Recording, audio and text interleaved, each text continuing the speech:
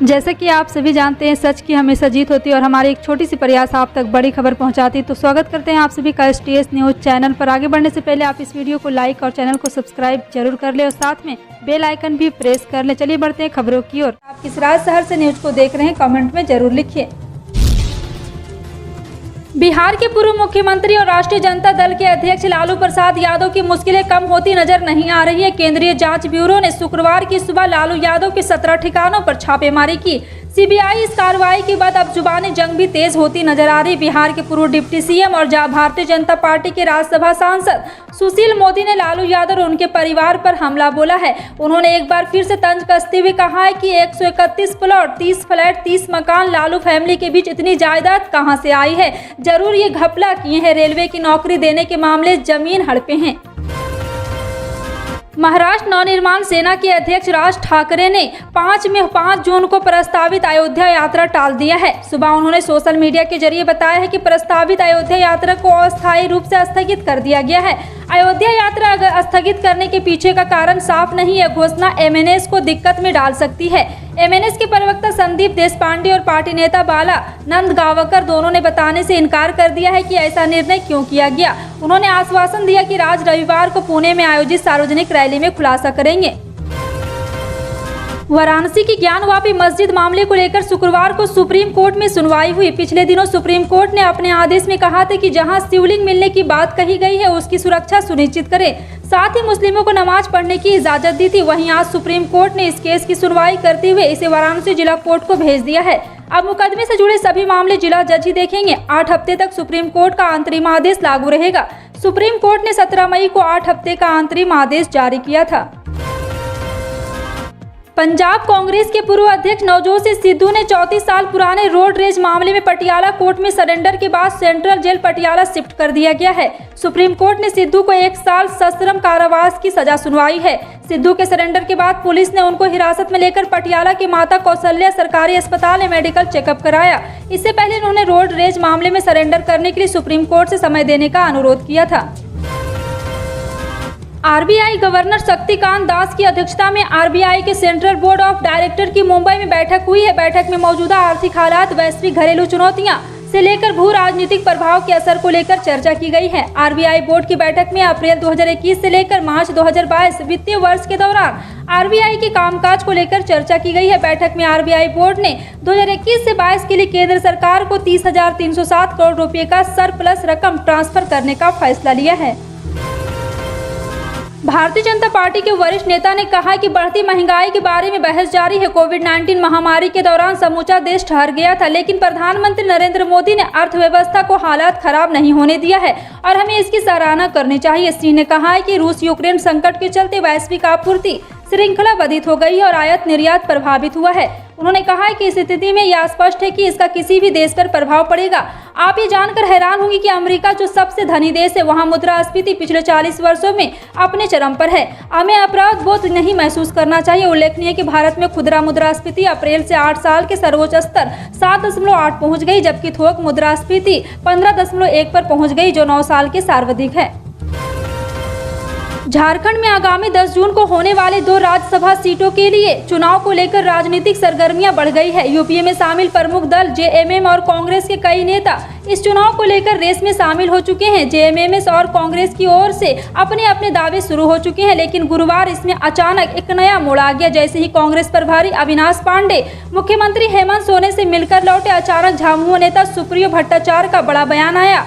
उन्होंने कहा है कि यूपीए के पास पर्याप्त वोट है, इसलिए दोनों सीटों पर गठबंधन की ओर से प्रत्याशी हो देने पर विचार किया जा रहा है। उन्होंने कहा है कि ठीक उसी तरह दोनों प्रत्याशियों को जिताने की कोशिश होगी, जैसे पिछली बार भाजपा और रघुवर दास ने किया था। उन्हीं की रणनीति से हम लोग भी कुछ सीख सकते हैं।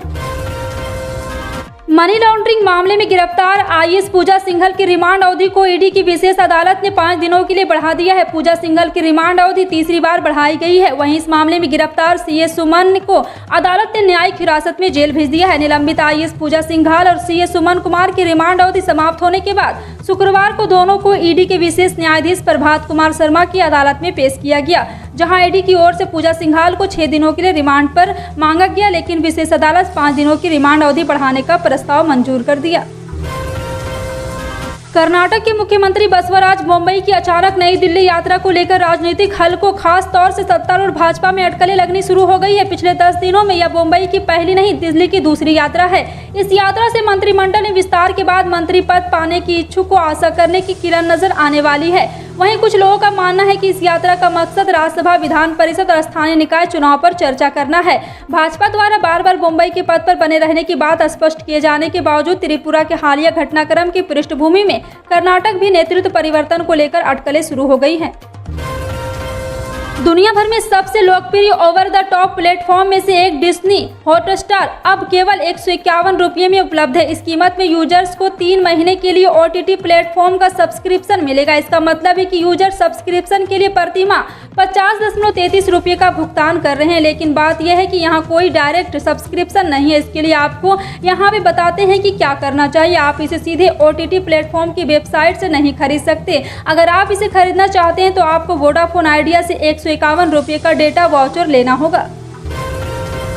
कोरोना वायरस के प्रकोप के बीच मंकी पॉक्स ने टेंशन बढ़ा दिया है। विश्व स्वास्थ्य संगठन ने मंकी पॉक्स मामले को गंभीरता से लेते हुए विशेषज्ञों की एक आपातकालीन बैठक बुलाने का फैसला किया है। माना जा रहा है कि WHO की बैठक वायरस के फैलने के तरीके और बाइसेक्सुअल पुरुषों में इसके अधिक प्रसार के साथ साथ टीकों की स्थिति पर चर्चा हो सकती है। मई की शुरुआत से United kingdom, Spain, Belgium, Italy, Australia, Canada सहित दुनिया भर के कई देशों में मंकी पॉक्स के मामले सामने आए हैं।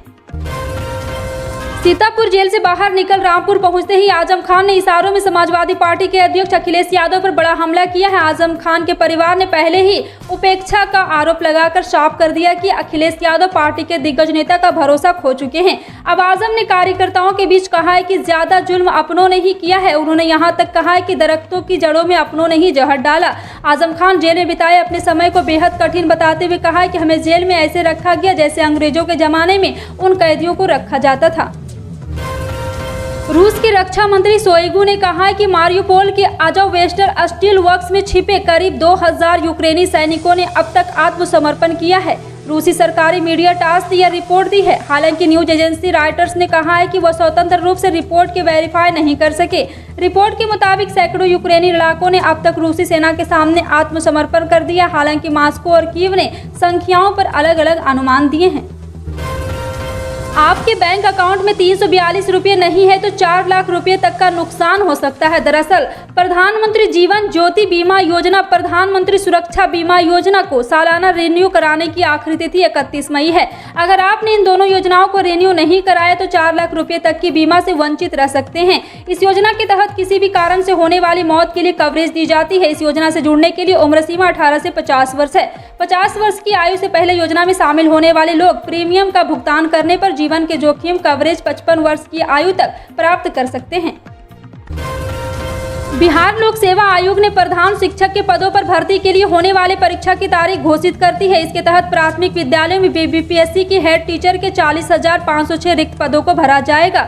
बता दें कि BPSC प्रधान शिक्षक पात्रता 2022 के लिए आवेदन करने की अंतिम तिथि हो चुकी है। इच्छुक उम्मीदवार अभी भी इन पदों के लिए ऑनलाइन कर सकते हैं। इससे पहले पंजीकरण की समय सीमा 22 अप्रैल 2022 थी, इसे बढ़ाकर 20 मई कर दी गई। कलकत्ता उच्च न्यायालय ने बड़ा फैसला लिया है। कलकत्ता उच्च न्यायालय ने पश्चिम बंगाल के शिक्षा मंत्री परेश चंद्र अधिकारी की बेटी की सरकारी स्कूल में नौकरी को निरस्त कर दिया है। साथ ही उनकी बेटी अंकिता अधिकारी को नौकरी के दौरान मिली सैलरी की पूरी राशि भी लौटाने का निर्देश दिया है। दरअसल परेश अधिकारी पर आरोप था कि उन्होंने गैर कानूनी तरीके से अपनी बेटी को सरकारी स्कूल में शिक्षक के तौर पर नौकरी दिलवाई थी। कोर्ट ने पिछले हफ्ते सुनवाई करते हुए CBI को उनसे पूछताछ के निर्देश दिए। न्यायमूर्ति अभिजीत गंगोपाध्याय ने अंकित अधिकारी को निर्देश दिया कि वह नवंबर 2018 से अभी तक प्राप्त वेतन की पूरी राशि 2 किस्तों में रजिस्ट्रार के पास जमा कराए। पंजाब विधानसभा चुनाव में आम आदमी पार्टी की जीत हुई थी। तब यह कहा जा रहा था कि अब यहां दिल्ली की केजरीवाल सरकार की योजनाओं को लागू किया जाएगा। अब इसकी शुरुआत हो गई है। देश की राजधानी दिल्ली के नागरिकों को स्वास्थ्य संबंधी सुविधाएं उपलब्ध कराने के लिए अरविंद केजरीवाल सरकार मोहल्ला क्लिनिक योजना चला रही है। अब इस योजना की शुरुआत पंजाब में होने जा रही है। आज पंजाब के मुख्यमंत्री भगवंत मान ने इस बात की घोषणा कर दी है। चेन्नई में इंटीग्रल कोच फैक्ट्री के अपने दौरे के दौरान केंद्रीय रेल मंत्री अश्विनी वैष्णव ने 12,000वें लिंक हाफमैन बुश कोच को झंडी दिखाकर रवाना किया और वंदे भारत ट्रेन के लिए कोचों के निर्माण की जांच की। रेल मंत्री चेन्नई में वंदे भारत की ट्रेनों के डिब्बों के निर्माण का जायजा लेने फैक्ट्री पहुंचे थे, जहां उन्होंने निर्मित वंदे भारत ट्रेन की प्रगति की समीक्षा की। इस दौरान उन्होंने अगले साल तक और ट्रेन के उत्पादन के संबंधों में भी बड़ी घोषणाएं की है। प्रधानमंत्री किसान सम्मान निधि योजना से जुड़े 11 करोड़ किसानों के लिए खुशखबरी आई है। पीएम किसान सम्मान निधि की 11वीं किस्त का इंतजार अब खत्म हो गया है। पीएम किसान 11वीं किस्त की राशि किसानों के खाते में 31 मई 2022 को ट्रांसफर की जाएगी। पीएम किसान योजना के लाभार्थी 11 करोड़ किसानों के खाते में 22,000 करोड़ रुपए की राशि एक साथ प्रधानमंत्री स्वयं जमा कराएंगे। खरीफ सीजन की बुआई से पहले किसानों के पास 2-2 हज़ार रुपया आने से उन्हें खरीफ की बुआई में सहूलियत मिलेगी। पीएम किसान सम्मान निधि की 11वीं किस्त से संबंधित जानकारी आपको हर तरह से दिए जा रहे हैं। फिलहाल आपका इन सभी खबरों पर क्या कहना है, कमेंट सेक्शन में टाइप करके जरूर बताएं। पल पल की अपडेट जानने के लिए जुड़े रहें आप अपने NTS न्यूज चैनल से। मिलते हैं अगली बड़ी खबर में, तब तक के लिए जय हिंद।